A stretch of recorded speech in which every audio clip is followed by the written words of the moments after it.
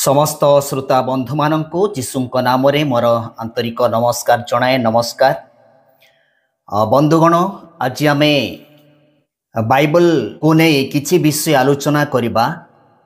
गीत संहिता तार 50 अध्याय 15 पदरे लिखाई जे संकट समय आंभ को डाक, आंभे तुम्भ को उद्धार करवा, आउ तुम्भे आंभर महिमा प्रकाश करिबो। तेबे एठारे आमे चिंता करिबा बा आलोचना करिबा केउ मानक विषय लिखाई।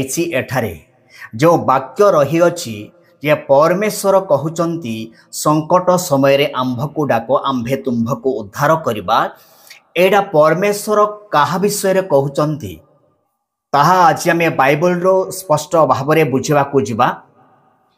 आउ जेतेबेले आमे बाइबल रे देखिबा एपरी परमेश्वर निजर लोक मानक पई कहउचंती जे गीत संहिता रे तो आमे देखिबा को पाइलु जे संकट समय आंभ को डाक, आंभे तुम्भ को उद्धार करवा। किंतु कि प्रकार लोक मानक आउ केउ मानक परमेश्वर एक कथा कहंती ताहा आमे देखिबा। जेतेबेले आमे जिबा आउ जीवशय पुस्तक तार 1 अध्याय 9 पदरे लिखाई, आंभे की तुम्भ को आज्ञा देई नाहो, बलवान हुओ और साहसिक हुओ, त्रासयुक्त हुओ नाही कि हताश हुओ नाही, कारण तुम्भे जो आड़े जीव सदाप्रभु तुम्भ परमेश्वर तुम्भर संगी हेबे। एठारे आमे देखिबा को पाउचु जे जणे विश्वासी जो व्यक्ति की परमेश्वर एवं परमेश्वर लोक मानक उपयोगी हेले से जीवस्वयं विषय एठारे उल्लेख करा जाय अछि। किंतु केवल जे जीवस्वयं विषय परमेश्वर कहिले बा जीवस्वयं को केवल लक्ष्य करी कहिले ताहा नुहे, किंतु ईश्वर को विश्वास करबा प्रत्येक लोक मानक निमंते लेखा जाय अछि। एठारे लेखा जाय अछि जे आंभे की तुम्भ को आज्ञा देई नाहो, जे बलवान हुओ।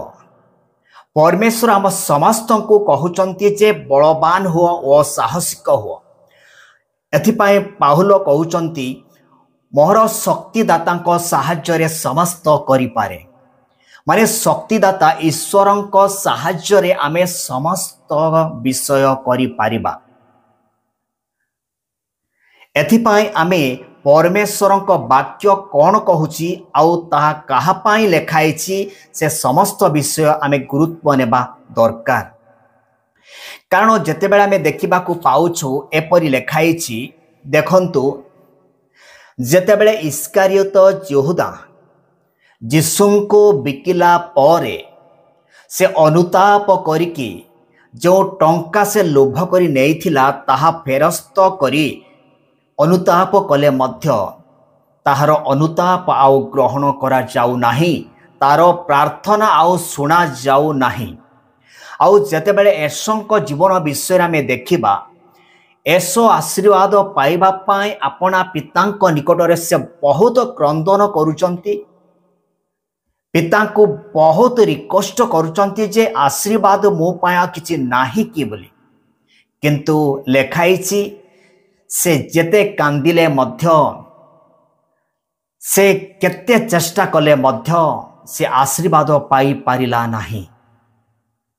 आउ जेतेबेले आमे देखिबा साउल राजांक विषय रे, साउल राजा जेतेबेले पलेस्टिय माने तांक विरुद्ध रे युद्ध करबा को उठिले, सेतेबेले परमेश्वरक निकट को पचारिबा पाई चेष्टा कले, किंतु कौन से उत्तर आसिला नाही। आउ शेषरे जणे भुतुड़िया पाक को जाइथिले, किंतु सेतेबेले जेतेबेले से गले सेतेबेले सेठारे कौन सी उत्तर पाई पारु नाहंती। हाँ, अवश्य सेठारे साउल देखिले जे सामुएल उठुचंती भूमिरु, आउ सेतेबेले साउल राजा सामुएल को पचारुचंती जे पलेस्टिय लोक माने मो विरुद्ध रे युद्ध करबा को उठिले, मो सेमानक सहित युद्ध करिबे कि नाही ए विषय रे पचारिबा पाई मो बहुत चेष्टा कली, किंतु कौन उत्तर मु पाई पारिली नाही। सेतेबेले सामुएल साउल को कहउचंती, परमेश्वर तो तुम्भ को परित्याग करी अछंती, ଆଉ ପରମେଶ୍ୱର କେମିତି ଉତ୍ତର ଦେବେ? ତୁ ପରମେଶ୍ୱରଙ୍କର ବାକ୍ୟ ତୁଚ୍ଛ କଲୁ, ଅମାନ୍ୟ କଲୁ, ଏଥିପାଇଁ ପରମେଶ୍ୱର ତୁମ୍ଭକୁ ପରିତ୍ୟାଗ କରିଅଛନ୍ତି। ଏଥିପାଇଁ ପରମେଶ୍ୱର ଆଉ କୌଣସି ଉତ୍ତର ଦେବେ ନାହିଁ। କିନ୍ତୁ ଜିସାୟ ପୁସ୍ତକରେ ଯଦି ଆମେ ଦେଖିବା, ଜିସାୟ ପୁସ୍ତକ ତାର 1 ଅଧ୍ୟାୟ ତାର 18 ପଦରେ ଲେଖା ହେଇଛି, ଆସ ଆମ୍ଭେମାନେ ଉତ୍ତର ପ୍ରତ୍ୟୁତ୍ତର କରିବା। ତୁମ୍ଭମାନଙ୍କର ପାପ ସିନ୍ଦୁର ବର୍ଣ୍ଣ ପରି ରଙ୍ଗ ହେଲେ ହେଁ ଏପରି ଲେଖା ହେଇଛି। ତେବେ ଆମେ କ'ଣ କହିବା? ଦେଖନ୍ତୁ, ଯେଉଁ ଲୋକମାନେ ପରମେଶ୍ୱରଙ୍କ ବିରୁଦ୍ଧରେ ପାପ କଲେ ମଧ୍ୟ, ସେମାନଙ୍କର ପାପ ସିନ୍ଦୁର ବର୍ଣ୍ଣ ପରି ରଙ୍ଗ ହେଲେ ମଧ୍ୟ, ସେମାନଙ୍କର ପାପକୁ ନ ଧରି ସେମାନଙ୍କୁ କ୍ଷମା କରିବା ପାଇଁ ପରମେଶ୍ୱର ସେଠାରେ ବାକ୍ୟ ଦେଇଛନ୍ତି। କିନ୍ତୁ ସାଉଲଙ୍କୁ ଆଉ କ୍ଷମା ପାଇପାରୁନାହିଁ। ଆଉ ଯେତେବେଳେ ଆମେ ଦେଖିବା 5 ନିର୍ବୁଦ୍ଧି କନ୍ୟାଙ୍କ ବିଷୟରେ, ସେମାନେ ପ୍ରଭୁଙ୍କ ନିକଟରେ ପ୍ରାର୍ଥନା କରୁଛନ୍ତି, ପ୍ରଭୁ ଆମ୍ଭମାନଙ୍କ ପାଇଁ ଦ୍ୱାର ଖୋଲିଦିଅ। କିନ୍ତୁ ଉତ୍ତର ସେମାନଙ୍କୁ ଦିଆଯାଉଛି, ତୁମ୍ଭେମାନେ କିଏ ମୁଁ ଜାଣୁନାହିଁ, ଏଣୁ ମୋ ପାଖରୁ ଦୂର ହୁଅ। ଦେଖନ୍ତୁ ବନ୍ଧୁଗଣ, ହଁ, ପରମେଶ୍ୱରଙ୍କର ଅନୁଗ୍ରହ ଅଛି ମନୁଷ୍ୟମାନଙ୍କ ପ୍ରତି, ଆମମାନଙ୍କ ପ୍ରତି ପରମେଶ୍ୱରଙ୍କର ଅନୁଗ୍ରହ ଅଛି। କିନ୍ତୁ ଯେତେବେଳେ ଆମେ ବାଇବଲରେ ଦେଖିବା, କେତେକ ବ୍ୟକ୍ତିମାନଙ୍କର ପ୍ରାର୍ଥନା ଶୁଣାଯାଉଅଛି ଆଉ କେତେକ ବ୍ୟକ୍ତିମାନଙ୍କର ପ୍ରାର୍ଥନା ଶୁଣାଯାଉ ନାହିଁ। ଏଥିରେ ଆମେ ସ୍ପଷ୍ଟ ବୁଝିପାରୁଛୁ ଯେ ପରମେଶ୍ୱର କହିଛନ୍ତି, ସତ ସଙ୍କଟ ସମୟରେ ଆମ୍ଭକୁ ଡାକ। କିନ୍ତୁ ଏ ବାକ୍ୟ ସମସ୍ତଙ୍କ ପାଇଁ ଲାଗୁ ହେବ ନାହିଁ। କାରଣ ଯେତେବେଳେ ଆମେ ଦେଖିବା, ଜିସାୟ ଭବିଷ୍ୟତ ବକ୍ତା ଆଉ ହିଜିକିୟ ରାଜା ଯେତେବେଳେ ଅସୁରୀୟ ରାଜା ଜେରୁସାଲେମ ବା ଯହୁଦୀମାନଙ୍କ ବିରୁଦ୍ଧରେ ଯୁଦ୍ଧ କରିବାକୁ ଉଠିଲେ, ସେତେବେଳେ ସେ ପରମେଶ୍ୱରଙ୍କ ଲୋକମାନଙ୍କୁ ତୁଚ୍ଛ କଲେ, ପରମେଶ୍ୱରଙ୍କୁ ତୁଚ୍ଛ କଲେ। ମାନେ ଏମିତି ନିଜକୁ ସେ ବଡ଼ ଦେଖେଇଲେ, ସେ ନିଜକୁ ଶକ୍ତିଶାଳୀ ଦେଖେଇଲେ। କହିଲେ, ମୁଁ ଅମୁକ ଅମୁକ ରାଜ୍ୟ, ବହୁତ ରାଜ୍ୟ ଦେଶମାନଙ୍କୁ ମୁଁ ବିନାଶ କରିଅଛି। ସେଠାରେ ଥିବା କୌଣସି ଦେବତାମାନେ ସେମାନଙ୍କୁ ରକ୍ଷା କଲେ ନାହିଁ। ଆଉ ସଦାପ୍ରଭୁ ପରମେଶ୍ୱର କି ତୁମ୍ଭମାନଙ୍କୁ ମୋ ହସ୍ତରୁ ରକ୍ଷା କରିବ, ଏ ପ୍ରକାର ସେ ଅହଙ୍କାରର ସହିତ କଥା କହୁଛନ୍ତି। କିନ୍ତୁ ଯେତେବେଳେ ଜିସାୟ ଭବିଷ୍ୟତ ବକ୍ତା ଆଉ ହିଜିକିୟ ରାଜା ପରମେଶ୍ୱରଙ୍କ ନିକଟରେ ପ୍ରାର୍ଥନା କରୁଛନ୍ତି, ସେତେବେଳେ ପରମେଶ୍ୱର ଆପଣାର ଦୂତ ପଠେଇ ସେଇ ଦୁଷ୍ଟ ରାଜା ବା ଯେଉଁ ଅସୁରୀୟ ରାଜା ଯାହାଙ୍କର ନାମ କି ସନହେରିବ, ତାଙ୍କ ଛାଉଣିରେ ଉପସ୍ଥିତ ହେଲେ ପରମେଶ୍ୱରଙ୍କର ଦୂତ। ଆଉ ରାତ୍ରି ସମୟରେ ସମସ୍ତ ବିକ୍ରମଶାଳୀମାନଙ୍କୁ, ସେନାପତିମାନଙ୍କୁ ସେ ବିନାଶ କଲେ। ଲେଖା ହେଇଛି 1,85,000 ଲୋକଙ୍କୁ ସେ ବିନାଶ କଲେ। ସକାଳେ ଯେତେବେଳେ ଉଠିକି ଦେଖୁଛନ୍ତି ସବୁ ମୃତ ଶରୀର। ଦେଖନ୍ତୁ ବନ୍ଧୁଗଣ, ଯେତେବେଳେ ଜିସାୟ ଭବିଷ୍ୟତ ବକ୍ତା ଆଉ ରାଜା ହିଜିକିୟ ପ୍ରାର୍ଥନା କରୁଛନ୍ତି, ସେମାନଙ୍କର ପ୍ରାର୍ଥନା ପରମେଶ୍ୱର ଶୁଣିଲେ, ସେମାନଙ୍କୁ ସାହାଯ୍ୟ କଲେ। ଆପଣାର ଦୂତ ପ୍ରେରଣ କରି ସେମାନଙ୍କୁ ସନହେରିବ ରାଜାଙ୍କ ହସ୍ତରୁ ସେମାନଙ୍କୁ ରକ୍ଷା କଲେ। ଯେଉଁ ସନହେରିବ କି ଅନେକ ରାଜ୍ୟମାନଙ୍କୁ ସେ ଜୟ କରି ଆସିଲେ, ବିନାଶ କରିକି ଆସିଲେ, କିନ୍ତୁ ପରମେଶ୍ୱରଙ୍କ ଲୋକମାନଙ୍କ ଆଗରେ ସେ କୌଣସି ଶକ୍ତିର କାର୍ଯ୍ୟ କରିପାରିଲେ ନାହିଁ। କେବଳ ସେ ଫେରିଯାଇ ନିଜର ଦେବତାଙ୍କ ମନ୍ଦିରରେ ଯେତେବେଳେ ପୂଜା କରିବାକୁ ଗଲେ, ନିଜର ପୁତ୍ରମାନେ ତାକୁ ବଦ୍ଧ କଲେ। ଦେଖନ୍ତୁ ପରମେଶ୍ୱରଙ୍କ ଲୋକମାନଙ୍କର ପ୍ରାର୍ଥନା ପରମେଶ୍ୱର କେମିତି ଶୁଣନ୍ତି ଆଉ ସେମାନଙ୍କର ସଙ୍କଟରୁ ସେମାନଙ୍କୁ କିପରି ଉଦ୍ଧାର କରୁଛନ୍ତି, ତାହା ଆମେ ଏଠାରେ ଦେଖିବାକୁ ପାଉଛୁ। ଏଥିପାଇଁ ଯେତେବେଳେ ଆମେ ବାଇବଲରେ ଦେଖିବା, ଯାତ୍ରା ପୁସ୍ତକ ତାର 14 ଅଧ୍ୟାୟ ତାର 29 ପଦରେ ଲେଖା ହେଇଛି, ମାତ୍ର ଇସ୍ରାଏଲ ସନ୍ତାନଗଣ ଶୁଷ୍କ ପଥରେ ସମୁଦ୍ର ମଧ୍ୟରେ ଗମନ କଲେ, ପୁଣି ଜଳ ସେମାନଙ୍କର ବାମ ଓ ଦକ୍ଷିଣରେ ପ୍ରାଚୀର ତୁଲ୍ୟ ହେଲା। ଯେତେବେଳେ ଇସ୍ରାଏଲ ଲୋକମାନେ ମିଶ୍ର ପରିତ୍ୟାଗ କରି କିଣାନ୍ ଦେଶ ଉଦ୍ଦେଶ୍ୟରେ ଯାତ୍ରା କଲେ, ସେତେବେଳେ ସେମାନଙ୍କ ସମ୍ମୁଖରେ ରହିଛି ସମୁଦ୍ର ଭୟଙ୍କର, ଆଉ ସେମାନଙ୍କ ପଶ୍ଚାତରେ ରହିଛି ମିଶ୍ରର ଯୋଦ୍ଧାମାନେ। ସେତେବେଳେ ଇସ୍ରାଏଲ ଲୋକମାନେ ଭୟଭୀତ ହେଲେ, କାରଣ ଲେଖା ହେଇଛି ଗୀତ ସଂହିତା ତାର 50 ଅଧ୍ୟାୟ 15 ପଦରେ ଲେଖା ହେଇଛି, ସଙ୍କଟ ସମୟରେ ଆମ୍ଭକୁ ଡାକ, ଆମ୍ଭେ ତୁମ୍ଭକୁ ଉଦ୍ଧାର କରିବା। ଆଉ ମୋଜେସ୍ ଈଶ୍ୱରଙ୍କ ନିକଟରେ ପ୍ରାର୍ଥନା କରୁଛନ୍ତି। ସେତେବେଳେ ପରମେଶ୍ୱର କିପରି ଆଶ୍ଚର୍ଯ୍ୟ ଭାବରେ ଇସ୍ରାଏଲ ଲୋକମାନଙ୍କୁ ଉଦ୍ଧାର କରୁଛନ୍ତି ତାହା ଆମେ ବାଇବଲରେ ଯାତ୍ରା ପୁସ୍ତକ ତାର 14 ଅଧ୍ୟାୟରେ ଯେତେବେଳେ ଦେଖିବା ସବୁ ବିଷୟ ଲେଖା ହେଇଛି ଯେ ପରମେଶ୍ୱର ଅକସ୍ମାତ୍ ହଠାତ୍ ସମୁଦ୍ର ମଧ୍ୟରେ ଇସ୍ରାଏଲ ମାନଙ୍କ ନିମନ୍ତେ ଏକ ପଥ ପ୍ରସ୍ତୁତ କଲେ। ଅନେକ ସମୟରେ ବିଶ୍ୱାସୀ ମାନଙ୍କ ଜୀବନରେ ଏ ପ୍ରକାର ଦୁଃଖ, ସମସ୍ୟା, ସଙ୍କଟ, ଦୁର୍ଦ୍ଦଶା ଉପସ୍ଥିତ ହେଉଛି, କିନ୍ତୁ ପରମେଶ୍ୱର ସେମାନଙ୍କ ନିମନ୍ତେ ରାସ୍ତା ଖୋଲି ଦେଉଛନ୍ତି। ଯେପରିକି ଇସ୍ରାଏଲ ମାନେ ପାର ହୋଇଯିବେ, କିଣାନ୍ ଦେଶକୁ ପହଞ୍ଚିବେ। ଏଥିପାଇଁ ପରମେଶ୍ୱର ସେମାନଙ୍କ ନିମନ୍ତେ ସମୁଦ୍ର ମଧ୍ୟରେ ସେମାନଙ୍କ ପାଇଁ ରାସ୍ତା ତିଆରି କଲେ। ସେହିପରି ବର୍ତ୍ତମାନ ବିଶ୍ୱାସୀ ମାନଙ୍କ ଜୀବନରେ ମଧ୍ୟ ପରମେଶ୍ୱର ରାସ୍ତା ସଜେଇବେ, ରାସ୍ତା ଖୋଲିଦେବେ, ଯେପରିକି ସେମାନେ ଉଦ୍ଧାର ପାଇବେ।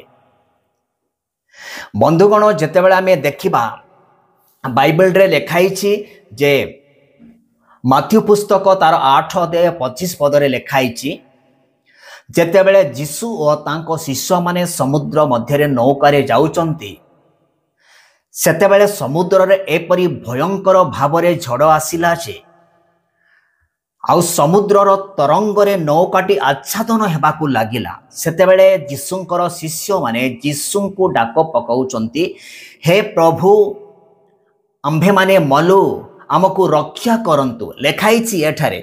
ଆଉ ସେମାନେ ନିକଟକୁ ଆସି ତାହାଙ୍କୁ ଉଠାଇ କହିଲେ, ଯୀଶୁ ସେତେବେଳେ ଶୋଇଥିଲେ।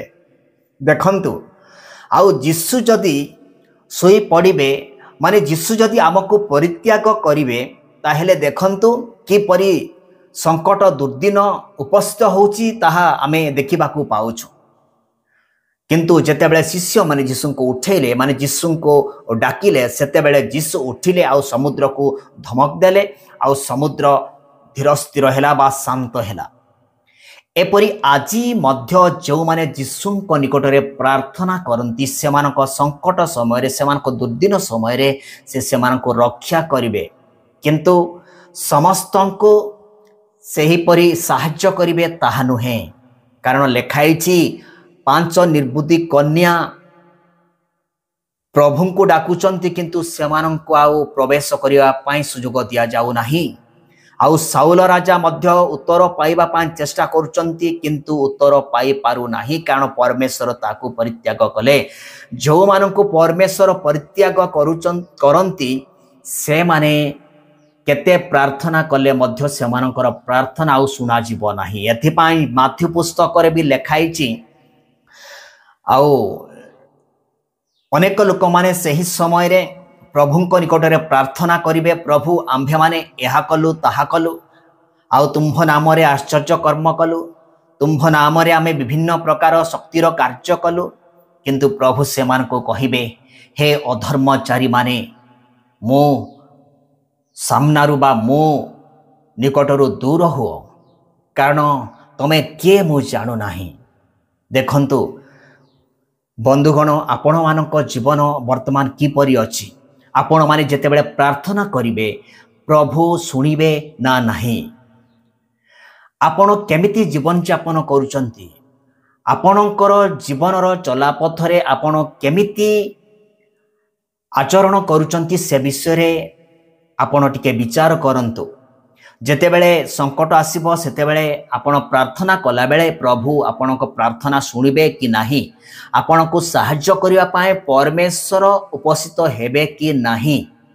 ମାନେ ଆପଣଙ୍କ ପ୍ରାର୍ଥନା ଶୁଣି ଆପଣଙ୍କୁ ସାହାଯ୍ୟ କରିବା ଭଳି ଆପଣଙ୍କ ଜୀବନ ବର୍ତ୍ତମାନ ଅଛି କି ନାହିଁ ତାହା ନିଜେ ବିଚାର କରନ୍ତୁ।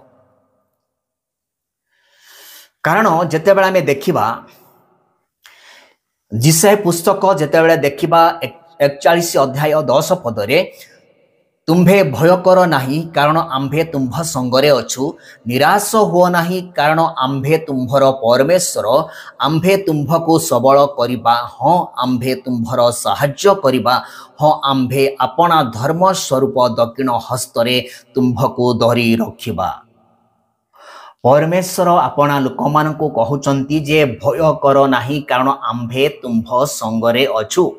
निराश हो नाही कारण आम्भे तुम्भर परमेश्वर। आम्भे तुम्भको सबल करिबा, निराश हेबाकू देबा नाही। किंतु जेतेबेले आमे देखिबा 5 निर्बुद्धि कन्या माने प्रार्थना कले मध्य सेमानकर प्रार्थना सुना जाऊ नाही। आउ लेखाइछि जेतेबेले आमे देखिबा लोक पुस्तकर कथा, धनी लोक लाजारଙ୍କ निकटरे डाक पकाउचंती किंतु ताहार डाक ताहार प्रार्थना आउ सुना जाऊ नाही कारण ताहार प्रार्थना जे सुना जीवो एपरि आउ समय नाही। एथिपाई लेखाइछि समय थिबा भितरे एकत्र हो बोली सिपनीय पुस्तक रे लेखाइछि। माने एमिति गुडे समय आसीबो जो समय रे कि आममानकर प्रार्थना परमेश्वर सुनिबे नाही, एपरि समय आसुअछि। एथिपाई सेही समय आसीबा पूर्वरु आमे ईश्वरଙ୍କ निकटरे विश्वस्त भावरे जीवन यापन करिबा आवश्यक। कारण एब्री पुस्तक तार 13 अध्याय 5 रे भी एपरि लेखाइछि, आचार व्यवहार रे धनलोभ शून्य हुओ। तुम्भमानंकर जहा किछि अछि सेतिरे संतुष्ट थाओ कारण से निजे कहि अचंती आम्भे तुम्भको केबे हे छाड़िबा नाही, आम्भे तुम्भको केबे हे परित्याग करिबा नाही। एठारे स्पष्ट लेखाइछि जे जदि आमे आमठारे जहा अछि सेतिरे जदि संतुष्ट रहिबा ताहेले परमेश्वर आमको केबे भी परित्याग करिबे नाही। किंतु परमेश्वर आमको जेतिकी आशीर्वाद करिसंती, धन संपत्ति देइचंती, बा स्वामी स्त्री देइचंती, बा पुत्र कन्या देइचंती, बा जहा भी आमर मंगल निमंते ईश्वर अनुग्रह कले आशीर्वाद कले सेतिकिरे जदि आमे संतुष्ट न रही ईश्वर को परित्याग करी ईश्वर को पिठी देखाई जदि आमे जगत मध्यरे धावमान हेउ, जगत पछरे जदि आमे धाउ ताहेले परमेश्वर निकटरे जेतेबेले प्रार्थना करिबा आममानकर प्रार्थना सुनिबे नाही। हाँ लेखाइछि तुम्भमानकर पाप सिंदूर वर्ण परि रंग हेले हे बोली लेखाइछि, किंतु समस्तଙ୍କ ପାଇଁ सेमिति लेखाइनी। तार भाव अछि, तार सीमा रहिछि। आमे कहि परिबा ना जे मु जेतिकी पाप कले भी मोर प्रार्थना परमेश्वर सुनिबे, ताहा केबे भी हेई परिबो नाही। जणे विश्वासी बा प्रभुंकर लोक जे कि प्रभुंक सहित विश्वस्त तार सहित जीवन यापन करुचंती, जीवन काटुचंती, से कि प्रकार कहउचंती एठारे गीत संहिता तार 46 अध्याय 1 रे स्पष्ट भावरे लेखाइछि। कोन लेखाइछि? परमेश्वर आम्भमानकर आश्रय ओ बल, दुर्दशा काल रे अति निकटवर्ती सहाय। जणे विश्वासी प्रकृत विश्वासी से ए प्रकार कहिबो, ए प्रकार से विश्वास करिबो परमेश्वर मोर संगरे अचंती, कौन सी अभाव कौन सी विपद संकट रे से मते परित्याग करिवे नाही। एथिपाई दाऊद मध्य लेखिचंती, सदाप्रभु परमेश्वर मोहर प्रतिपालक, मोर कौन सी विषय अभाव हेबो नाही। वास्तव रे जो माने परमेश्वर ठारे निर्भर करंती, निर्भर रखंती, सेमानक पाई कौन सी मंगल विषय केबे अभाव हेबो नाही। बंधुगण आपण माने एठारे देखि पाइले, मु विश्वास करूची आपण माने बुझिले आउ अनुभव मध्य करि पारिले जे परमेश्वरंकर वाक्य किपरि अछि। एथिपाई ए वाक्य द्वारा प्रभु आम समस्तंकु आशीर्वाद करंतु, ए वाक्य द्वारा प्रभु गौरवान्वित हुअन्तु। एतिकी कहि मु समाप्त करूअछि। समस्तंकु मोर नमस्कार।